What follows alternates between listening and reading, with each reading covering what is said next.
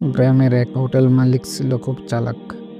সে কাস্টমারদের যেমন ধোঁকা দিত, তেমনি তার কর্মচারীদেরও ঠকাতো। নাম ছিল হাজী গাফিল উদ্দিন। তবে সবাই তাকে পেছনে গাফিল হাজী বলে ডাকত, কারণ সে গাফিলাতির চ্যাম্পিয়ন ছিল।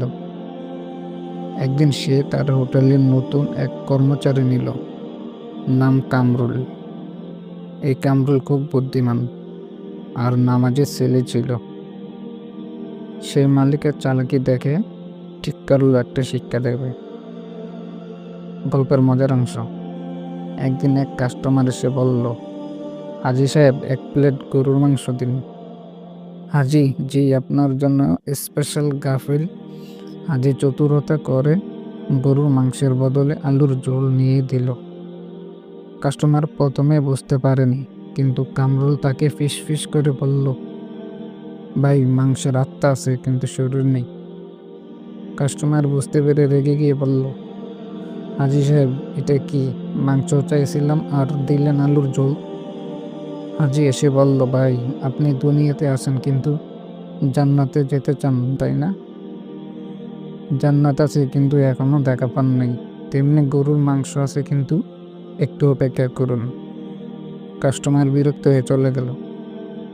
গল্পের শিক্ষা, একদিন হাজি সাহেব কামরুলকে বলল, শোন, তুই সারাদিন অলস বসে থাকিস, আমার মতো চালাক হতে হবে। কামরুল বলল, হাজি সাহেব, আপনি কি চান আমি আপনার মতো চালাক হই? হাজি বলল, হ্যাঁ, এই যুগে সৎ মানুষ দিয়ে কিছু হয় না। কামরুল মুচকি হেসে বলল, ঠিক আছে, তাহলে আমি আজ থেকে আপনাকে আপনার কৌশলে হারাবো। পরের দিন হাজি সাহেব সকালে দোকানে এসে দেখল পুরো দোকান ফাঁকা। হাঁড়ি, পাতিল, মশলা, চাল, ডাল সব উধাও। হাজি চিৎকার করে বলল, কামরুল, সব কই গেল? কামরুল ধীরস্থির ভাবে বলল, হাজি সাহেব, দোকান আছে কিন্তু জিনিসপত্র জান্নাতে পাঠিয়ে দিয়েছি, একটু অপেক্ষা করেন, নিশ্চয়ই পাবেন। হাজি বুঝতে পারল ধোঁকাবাজির ফল কি হতে পারে। গল্পের মূল শিক্ষা, যারা অন্যকে ধোঁকা দেয় একদিন তারাও ধোঁকা খায়। ইসলাম সততা ও ন্যায়ের শিক্ষা দেয়। মানুষকে ঠকিয়ে কিছুদিন লাভ করা যায়, কিন্তু শেষ পর্যন্ত আল্লাহ সুবিচার করেন।